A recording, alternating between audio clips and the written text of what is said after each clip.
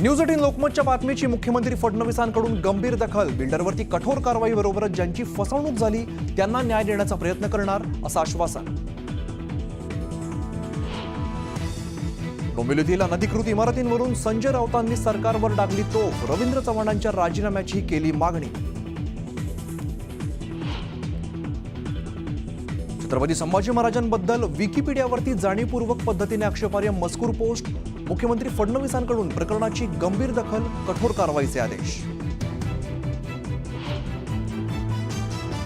शिवसेनेच्या ऑपरेशन टायगरची ठाकरे गटाला धास्ती. ठाकरेंच्या नेत्यांची आज शिवसेना भवनात बैठक. संजय राऊत, अंबादास दानवे, अनिल देसाईंसह इतर महत्त्वाचे नेते उपस्थित राहणार.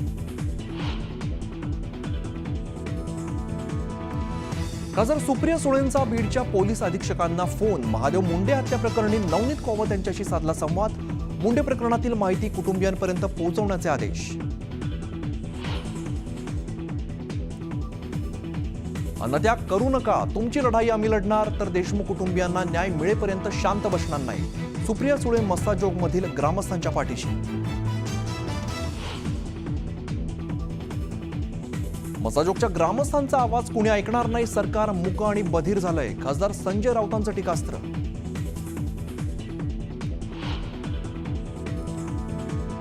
नाशिक पुणे महामार्गावरती दरोडा. टाटा डीएफ पंपावरती चौघांनी तलवार कोयत्याने हल्ला करत 40,000ची रोकड लुटली. सततच्या गुन्ह्यांमुळे नागरिकांमध्ये भीतीचं वातावरण.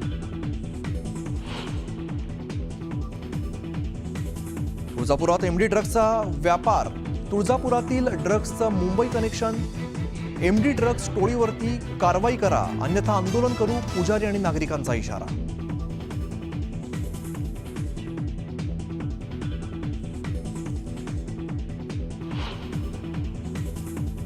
रणवीर अलाहाबादी याला सुप्रीम कोर्टानं फटकारलं. या लोकांचं डोकं ठिकाणावरती आहे का म्हणत कोर्टाने सुनावलं, तर पासपोर्ट सरेंडर करण्याचे सुप्रीम कोर्टाचे आदेश.